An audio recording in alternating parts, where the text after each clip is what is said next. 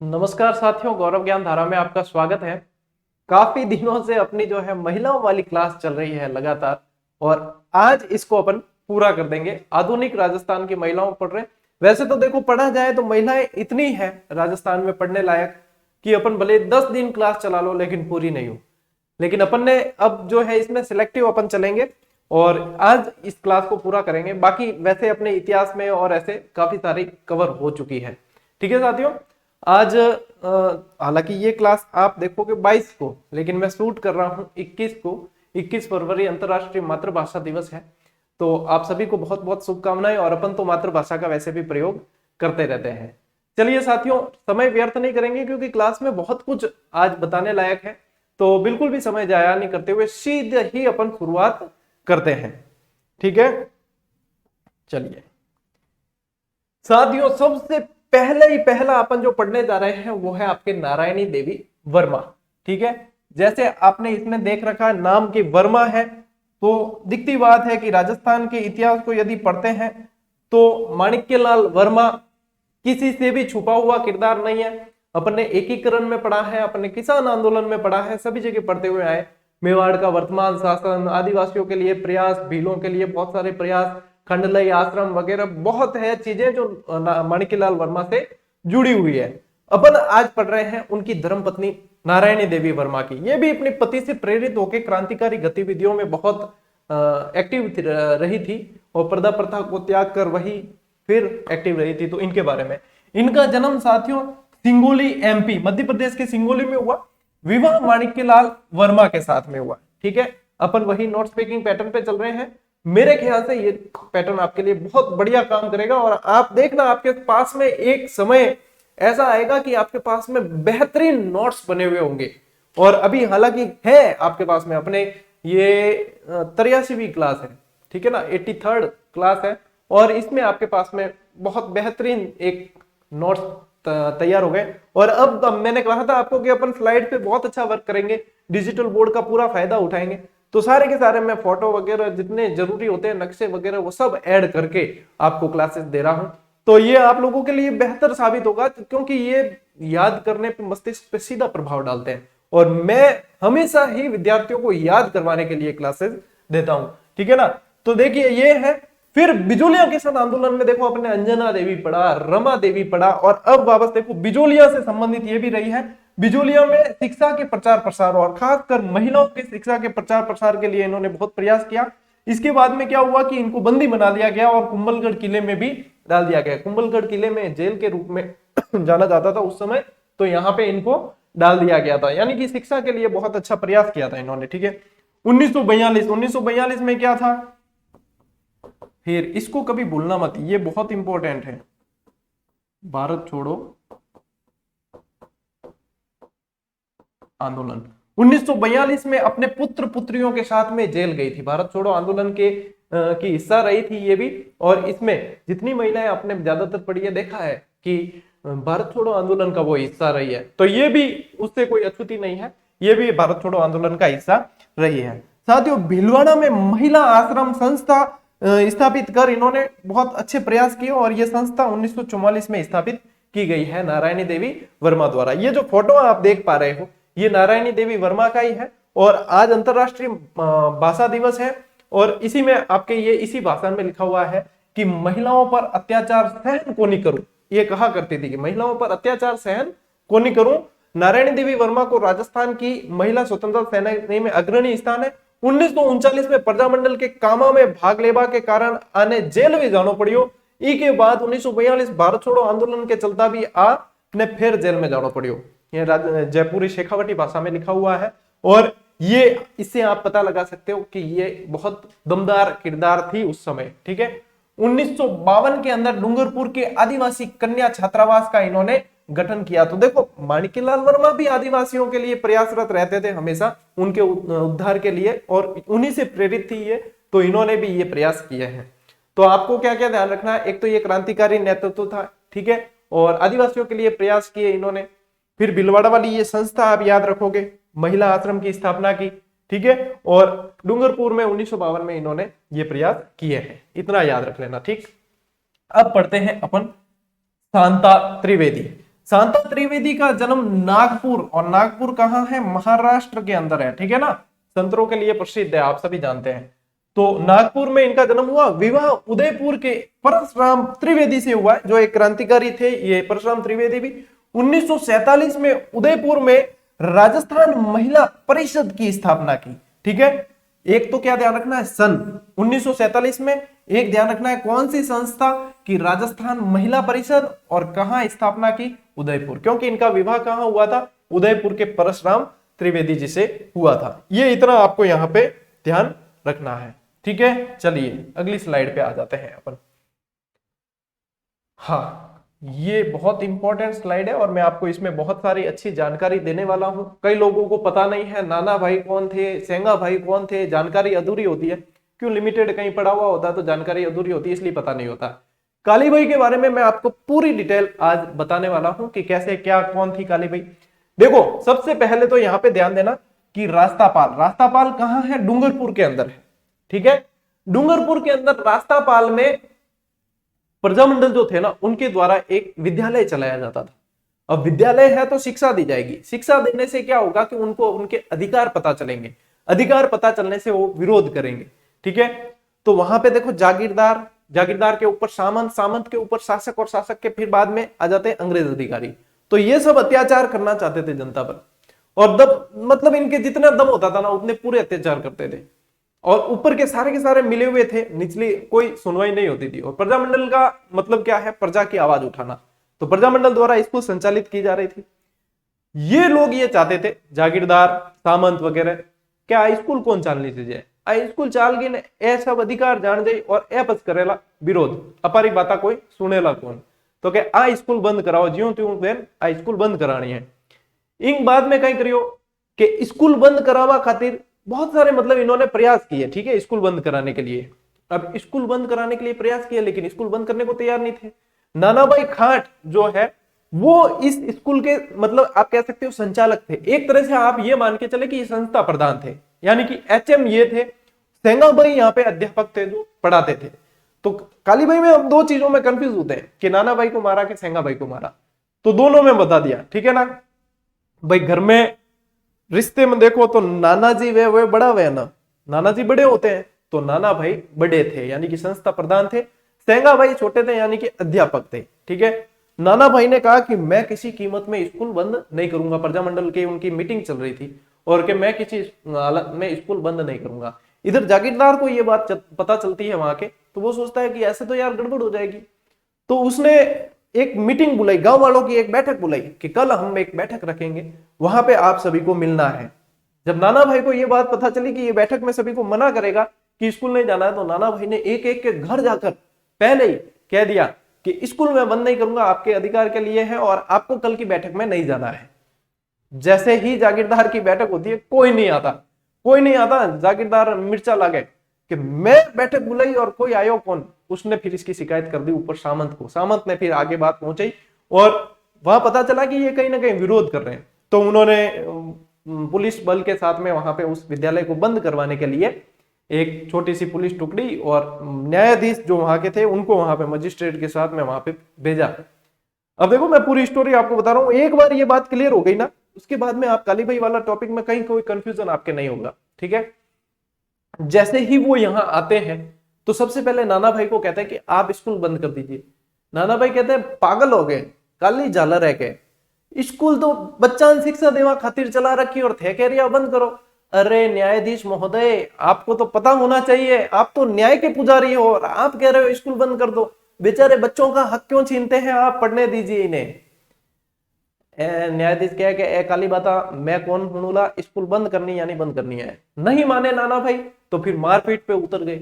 लात घूंसे, बंदूक के जो पीछे कुंचा होता है उससे, और उनको मारने का प्रयास, मतलब बहुत बुरी तरीके से क्षतिग्रस्त उनको कर दिया, बहुत बुरी तरीके मारपीट की।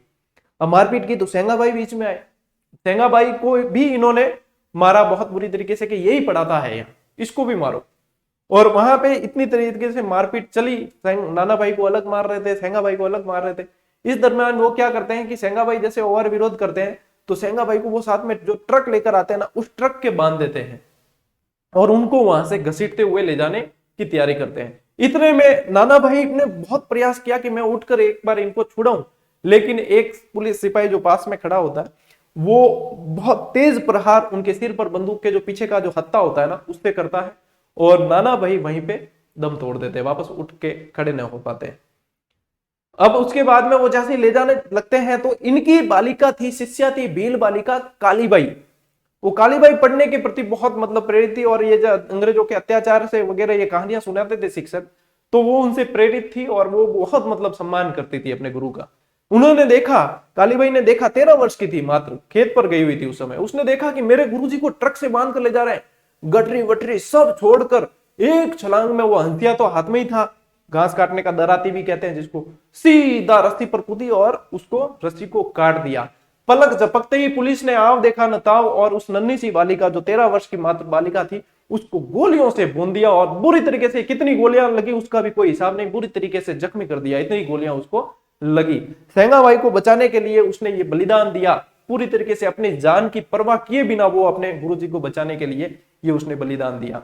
ये घटना देखो हिंदी ग्रंथ अकादमी के अंदर 18 जून 1947 मिलती है। चौथी की एक पुस्तक है जो अभी स्कूलों में चल रही है, उसके अंदर 19 जून 1947 मिलती है। मैंने दोनों चीज आपको बता दी है, कंफ्यूज मत होना। ये घटना जिस दिन होती है उसके बाद में जैसे ही लोगों को पता चलता है आसपास भील सारे कि अपनी बालिका को, कालीबाई को मारा है, तो पहाड़ों में वो संकेत ढोल होता है, एक मारू ढोल बजाते हैं, वो संकेत ढोल की आवाज गूंज पड़ी, हजारों की संख्या में जो वो वहां पे भील एकत्रित हो गए, जितने में पुलिस वाले जो है वहां से दुम दबाकर भाग गए। उसके बाद में जो है बालिका को, उसको बचाने के लिए निकटतम अस्पताल में ले जाया जाता है, लेकिन वो जिंदगी और मृत्यु के बीच में लड़ती है, और जो बताते हैं कि 40 घंटे बाद ये नन्ही सी बालिका दम तोड़ देती है। यानी कि घटना 19 जून 1947 की है, लेकिन इनकी मृत्यु जो होती है वो 21 जून 1947 को होती है। तो ये मतलब बेहद दर्दनाक लेकिन एक गुरु भक्त कालीबाई की कहानी है जो मैंने आपको बताई है। और यदि आप, क्योंकि ये मैंने पढ़ाई है, मैंने खुद बच्चों को चौथी क्लास में, यदि आप चौथी क्लास की किताब उठाकर देखोगे उसमें गुरु भक्त कालीबाई नाम से पाठ दे रखा है, जिसके अंदर इस घटना का वर्णन पूरा का पूरा कर रखा है।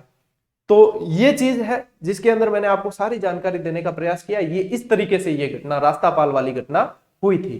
तो मेरे ख्याल से ये चीज अब क्लियर है, समझ गए हो ना? ठीक है। अब देखो, अब आपको यहां समझना है कि प्रजामंडल द्वारा संचालित पाठशाला में पढ़ती थी कौन? कालीबाई। डूंगरपुर महारावल, अब देखो बात पहुंचते पहुंचते आगे गई, तो डूंगरपुर महारावल ने पाठशाला बंद करने के आदेश दिए, तब पुलिस बल वहां से आया, लेकिन कार्यकर्ता नाना भाई खाट जो इसके कार्यकर्ता थे प्रजामंडल के और यहाँ के संस्था प्रधान थे, उन्होंने मना कर दिया कि बंद नहीं होगी। यहाँ सेंगा भाई अध्यापक के रूप में कार्य करते थे, ठीक है ना। सेंगा भाई को ट्रक से बांधकर घसीटा गया। यह देख खेत से लौट रही कालीबाई ने दौड़कर हंसिए से रस्सी को काट दी। पुलिस ने कालीबाई को गोलियों से छलनी कर दिया। 2 दिन बाद कालीबाई ने दम तोड़ दिया। लगभग मृत्यु कितने समय बाद हुई? 40 घंटे बाद। जब गोलीबारी हुई थी उससे 40 घंटे बाद कालीबाई की मृत्यु हो गई। ठीक है, समझ में आ जाएगी। ये आपको यहाँ पे चित्र भी देख पा रहे हो आप, ये कालीबाई भील वाली का बताई है, और ये पुलिस वाला गोली चला रहे, देखो हंसिया से रस्सी को काट रही है, इनके गुरुजी यहाँ पे बंधे हुए हैं। मतलब गुरुजी संकट में थे तो कितनी बालिका निडर थी जो अपने प्राणों की परवाह की नहीं, पुलिस वालों से डरी नहीं और बचाने के लिए आ गई। धन्य है ऐसी बालिका जिसने इतना मतलब त्याग बलिदान दिया। और इस कालीबाई का स्मारक जो वहां पे डूंगरपुर में गैप सागर झील के किनारे पर बना हुआ है, और पेनोरमा भी बन रहा है, ठीक है ना। तो ये चीज आप यहाँ पे ध्यान रखेंगे। समझ में आ गया ना कालीबाई पूरी अच्छी तरीके से? ठीक है, चलिए आगे अगली स्लाइड पर चलते हैं। अब आ जाता है अपने किशोरी देवी। किशोरी देवी जो है साथियों, देखो प्रजामंडल का किसान आंदोलन में अपन ने पढ़ा है, किसान आंदोलन से जुड़ी हुई बहुत सारी महिला किरदार अपन ने पढ़ी है अभी इसमें। तो किशोरी बाई जो है वो हरलाल खर्रा की पत्नी थी, शेखावटी से संबंधित थी ये। और शेखावटी क्षेत्र के अंदर राष्ट्रीय आंदोलन, यानी कि राष्ट्रीय आंदोलन जो नेशनल फ्रीडम मूवमेंट था उसमें ये एक्टिव थी और इसमें सक्रिय भूमिका निभाई। कटरातल में 10,000 महिलाओं के समूह का इन्होंने नेतृत्व किया था। ये प्रश्न बहुत बनता है, कटराथल के अंदर 10,000 महिलाओं के समूह का नेतृत्व किसने किया? किशोरी देवी ने किया था। और इतनी जानकारी रख लेते हो तो खूब है आपके लिए। फिर देखो अपन पढ़ते हैं स्वाति राठौड़। स्वाति राठौड़ जो है साथियों नागौर की बेटी है, भारतीय वायुसेना में फ्लाइट लेफ्टिनेंट यानी कि पायलट के पद पर है और पहली महिला पायलट है जिसने गणतंत्र दिवस, ये मेरे ख्याल से 2021 है, 2021 वाला गणतंत्र दिवस पर राजपथ पर जो परेड हो रही थी उस परेड में इन्होंने नेतृत्व किया। पहली महिला पायलट है जिसने राजपथ पर होने वाली परेड का नेतृत्व किया है। ध्यान रखनी है ये बात, ठीक है, भूलना नहीं है। क्या नाम था? स्वाति राठौड़। कहां की थी? नागौर की बेटी थी, ठीक है, नागौर की बेटी थी। क्या हो गया भाई?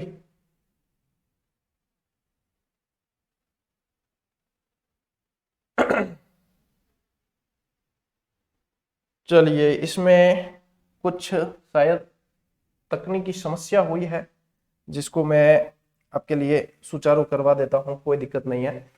तो ये चीजें आपको ध्यान में रखनी है साथियों। अपन इसको रीस्टार्ट कर देते हैं एक बार, वीडियो को रोकेंगे नहीं ताकि समस्या आपके अभी तक समाधान हुआ नहीं क्या, तकनीकी टीम को बताना पड़ेगा।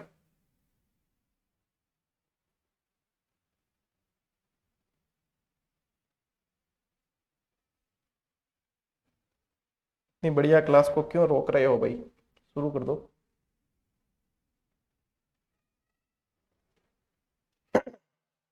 तो यहाँ पे अब आगे जो साथियों मैं आपको बताने जा रहा हूं इसको शुरू करते हैं अपन वापस। आगे जो अपन पढ़ेंगे वो रूमा देवी के बारे में पढ़ेंगे। बहुत मतलब बेहतरीन कैरेक्टर है रूमा देवी का भी। ये थोड़ी सी तकनीकी असुविधा हुई है, उसके लिए तो आप क्षमा चाहूंगा ही, लेकिन मैं वापस आपको सुचारू कर देता हूं। थोड़ा सा इसको अपन वापस से शुरू करते हैं ताकि समस्या नहीं हो। रूमा देवी एक ऐसा कैरेक्टर है जो वर्तमान महिलाओं का आदर्श बनी हुई है। मात्र 8वीं पास महिला जिसने विश्व स्तर पर ख्याति प्राप्त की है सिर्फ कसीदाकारी के दम पर, ठीक है ना। चलिए मैं आपको बताता हूं उनके बारे में, अपन पढ़ने जा रहे हैं। आप कोई समस्या नहीं, चलिए एक सेकंड कनेक्ट कर देते हैं इसको।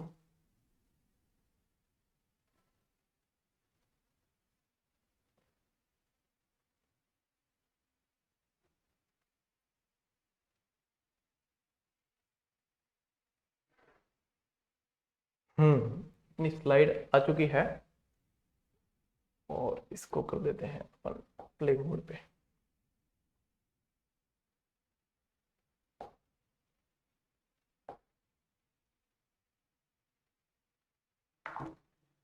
ठीक है, आ गई ना वापस।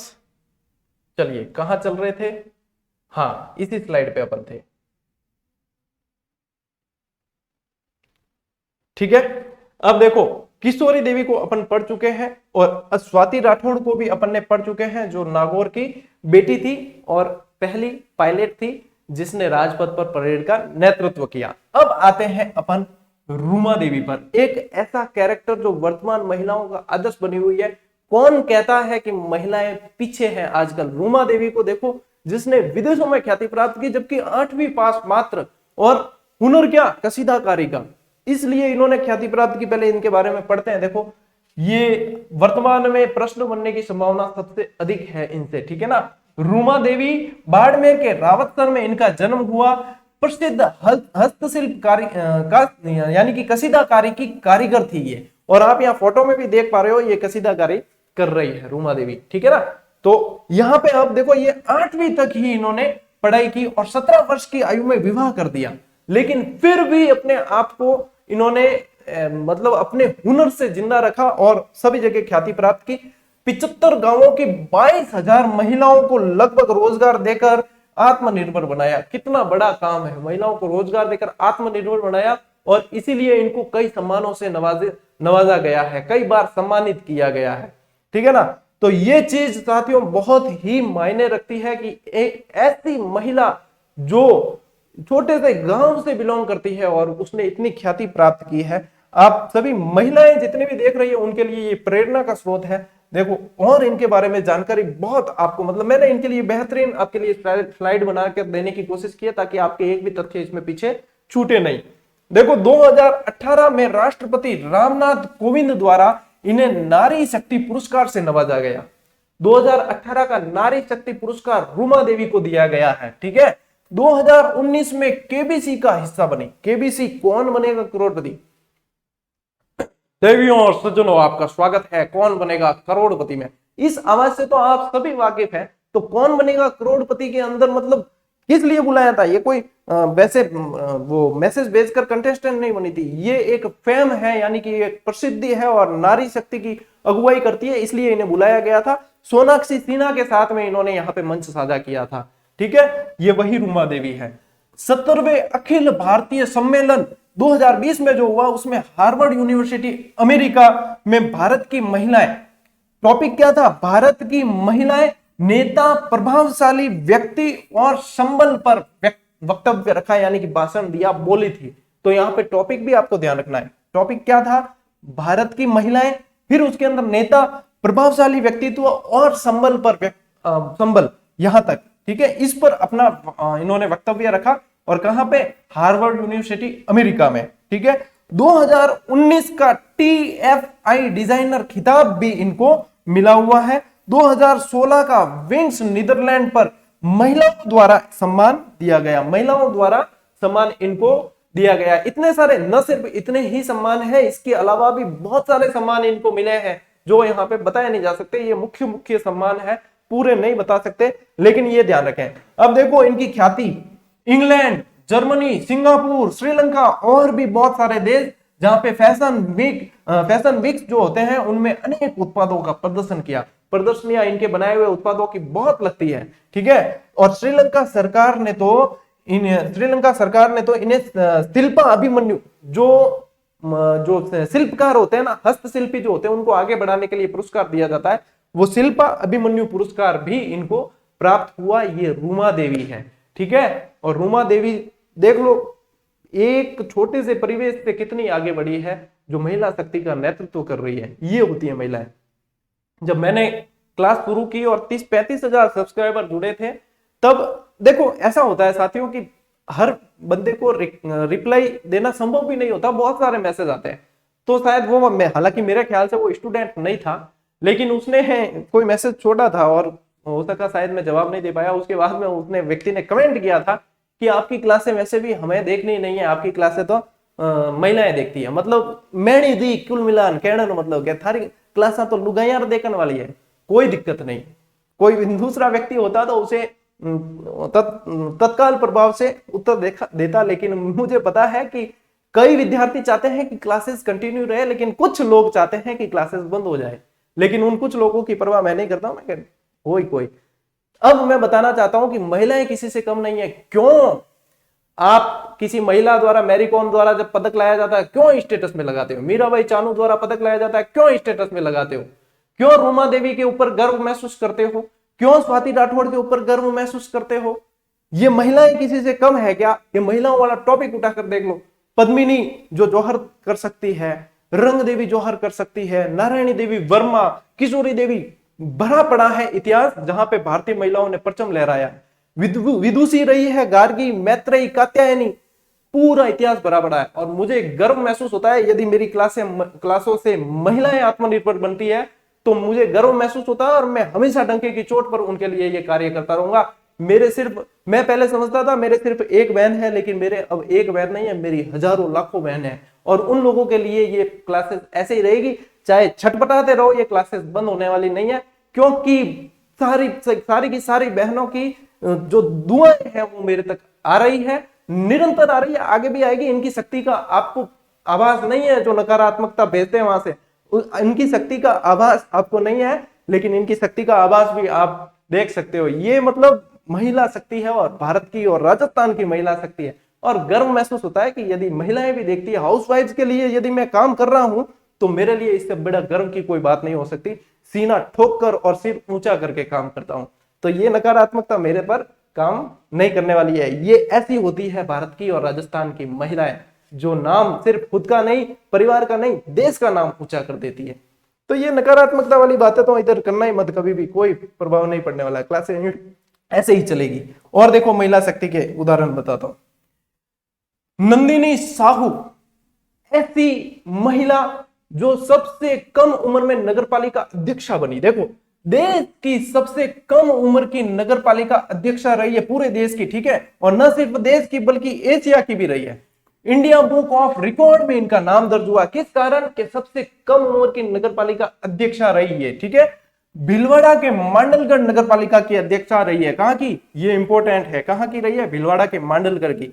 21 वर्ष 6 माह 6 दिन की उम्र में ये बनी थी इनकी यहाँ की नगरपालिका अध्यक्षा। और न सिर्फ भारत बल्कि पूरे एशिया में सबसे कम उम्र की नगरपालिका अध्यक्षा ये रही है, ये है महिला शक्ति, ठीक है। छवि राजावत, देखिए भारत की सबसे कम उम्र की और पहली एकमात्र सरपंच जो एमबीए डिग्री धारी है, एमबीए डिग्री धारी है, जो सबसे कम उम्र की सरपंच बनी है। और ये कहां की है, टोंक के सोडा गांव की सरपंच रही है, ठीक है। ये 2013 में स्थापित भारतीय महिला बैंक की निदेशक भी रही है। और आप जहां देख पा रहे हो ये है छवि राजावत और ये है आपके नंदिनी साहू, नंदिनी साहू, ठीक है, ये तो है नंदिनी साहू और ये है आपके छवि राजावत जो आप यहां पे देख पा रहे हो। तो ये होता है यहां पे महिला शक्ति और इनका नेतृत्व। अब बताइए कि कहां महिलाएं किसी एंगल से पीछे है, कोई नहीं है। अब देखो यहां पे गायत्री देवी की स्टोरी में आपको बताऊंगा, इनसे संबंधित तो बहुत सारे तथ्य इतिहास में भरे पड़े हैं। देखो सबसे पहले उनसे पहले अपन पढ़ते हैं मिस लूटर। मिस लूटर जो है इनका जन्म क्यामो यानी बर्मा के अंदर हुआ। शिक्षा दीक्षा इनकी इंग्लैंड से हुई थी। द्वितीय विश्व युद्ध के समय ये भारत आ गई थी और भारत आई थी तब लगभग 30 युद्ध बंदियों को लेकर ये असम के दीमापुर में पहुंची थी, ठीक है, ये ध्यान रखना। अब अपन पढ़ते हैं महारानी गायत्री देवी। पढ़ने से पहले ये महारानी गायत्री देवी के स्कूल में प्राचार्य के पद पर भी ये कार्य इन्होंने किया है और महिला शिक्षा के लिए इन्होंने बेहतर कार्य किया। तो भारत सरकार ने इनको पद्मश्री से नवाजा और पद्मश्री दिया है 1970 के अंदर। 1976 में ब्रिटिश सरकार ने भी इन्हें शिक्षा के क्षेत्र में कार्य करने के लिए सम्मानित किया है। तो मिस लूटर के अंदर 1970 में पद्मश्री और 1976 में ब्रिटिश सरकार द्वारा सम्मानित। बर्मा से फिर ये इंग्लैंड में इनकी पढ़ाई हुई और उसके बाद में यहाँ पे भारत आई थी और भारत में ही इन्होंने गायत्री देवी स्कूल में प्राचार्य भी रही है। ये चीज पढ़नी है। इसके बाद अपन बढ़ते हैं गायत्री देवी, ठीक है, ये इंपॉर्टेंट है साथियों। अब देखो ये जयपुर के महाराजा मान सिंह द्वितीय की महारानी थी। इनकी लव स्टोरी बहुत फेमस है, प्रेम प्रसंग बहुत इनका फेमस रहा है। ये वैसे कूच बिहार की राजकुमारी थी, इंग्लैंड में ही पढ़ी लिखी, वहीं बड़ी हुई और उसके बाद में ये है ना मात्र 12 वर्ष की थी बताते हैं, तब इंप्रेस हो गई थी महाराजा मान सिंह से। और उस समय लगभग मान सिंह जी की उम्र 21 वर्ष बताते हैं। तो उस समय पोलो की बहुत शौकीन थी और मान सिंह जी भी पोलो के शौकीन थे। तो पोलो खेलते हुए इनको उनसे प्रेम हो गया और उनके ऊपर ये फिदा हो गए पूरी तरीके से। देखो ये कहानियां बहुत जगह लिखी आती है और उन्हीं से अपन ने कोई देखा नहीं है, बस उन्हीं से जानकारी जुटाकर मैं आपको दे रहा हूं कि ये बताते हैं कि इनकी। अब इससे पहले मान सिंह जी के 2 विवाह और हो चुके थे और ये तीसरी महारानी थी, है ना। राजमाता गायत्री देवी के नाम से प्रसिद्ध रही और बताते हैं कि सिगरेट पीने की बहुत शौकीन थी ये। और इनकी जब शादी हुई ना मान सिंह जी और गायत्री देवी की, ये सबसे महंगी शादी होने के कारण Guinness book of world record में इस शादी का उल्लेख मिलता है, नाम दर्ज है Guinness book of world record के अंदर। और बताते हैं कि शिफॉन की साड़ी पहनकर और पर्ल नेकलेस यानी कि मोतियों का हार पहनकर जब ये निकलती थी तो लोगों की दृष्टि नहीं हट पाती थी, मंत्र मुग्ध होकर देखे रहते थे। इतनी सुंदर थी कि उस समय विश्व की टॉप 10 यानी कि मतलब शीर्ष 10 सुंदरियों के अंदर इनका नाम आता था। इतनी सुंदर थी, जो आप देख भी पा रहे होंगे, सुंदरता तो यहाँ पे दिख भी रही है आपको, है ना। और ये पोलो के मैदान का ही दृश्य है, ठीक है। तो देखो राजमाता के नाम से जानी गई। वॉग पत्रिका द्वारा टॉप 10 महिलाओं की, सुंदर महिलाओं की सूची जो जारी की गई उसमें ये शामिल रही है, ठीक है। राजस्थान की पहली लोकसभा सदस्य रही है और इनकी शादी Guinness book of world record में शामिल है क्योंकि ये सबसे महंगी शादी के नाम से जानी गई कि सबसे महंगी शादी थी, इस वजह से ये Guinness book of world record में शामिल रही है। और मैंने बताया 12 वर्ष की उम्र में इन्हें महाराजा मान सिंह से प्रेम हो गया था और उसके बाद में मतलब काफी ये इनकी मुलाकात होती है, डेटिंग वेटिंग करते हैं और उसके बाद में जाकर फिर आखिरकार, क्यों 2 पत्नियां पहले थी और फिर आखिरकार ये इनसे शादी कर लेती है। तो ये थी आपके राजमाता गायत्री देवी, ठीक है ना। और अपनी स्लाइड ये अंतिम थी। और ये जो क्लास है, ये महिलाओं वाली जो क्लास है, वो भी आपके आज अंतिम क्लास थी और आज ये पूरी हो गई है महिलाओं वाली क्लास आपके। और इसके बाद अपन अगले टॉपिक की ओर बढ़ेंगे। अब लोक देवता और संत संप्रदाय वगैरह तो मैं आपको करवा ही चुका हूं। तो इसके अलावा जो भी टॉपिक बढ़े हैं, अब ये तो मतलब आप समझ लीजिए कि हिस्ट्री की एक क्लास बाकी नहीं थी। वैसे कल्चर में अपन एंटर कर चुके हैं, तो हिस्ट्री की एक क्लास बाकी थी, वो ये हो गई। अब जो है कल्चर चलेगा पूरा का पूरा, ठीक है ना। और कल्चर लगभग अपन, मैं कोशिश करूंगा 10-15 दिन में आपके कल्चर पूरा हो जाएगा। और कल्चर पूरा हो जाता है, उसके बाद में अपन इंडिया, वर्ल्ड और पॉलिटिकल ये शुरू करेंगे। और जिस तरीके से अपन ने राजस्थान जीके पढ़ा है, उसी तरीके से उनको भी पढ़ेंगे। मैं बता दूं आपको कि रीट वाले जितने विद्यार्थी हैं, उनके लिए ये क्लासें आपको 1 नंबर से देखनी है, सारी की सारी आएगी अंदर। और इसके अलावा जितने आपके टॉपिक जैसे अलग से हैं, उनको फिर अपन ये जैसे ही कोर्स पूरा होगा इसके बाद में मैं करवा दूंगा, तो वो चिंता न करें। इनके साथ में आप कई जने कह रहे हैं सर रीट की क्लास है, मैंने एक वीडियो ऑलरेडी बना रखा है कि रीट की क्लासें जैसे शुरू कर रहा हूं मैं, वो कहा था ना, वो यही प्लेलिस्ट है, इसको देखो 1 नंबर से शुरू करो आप।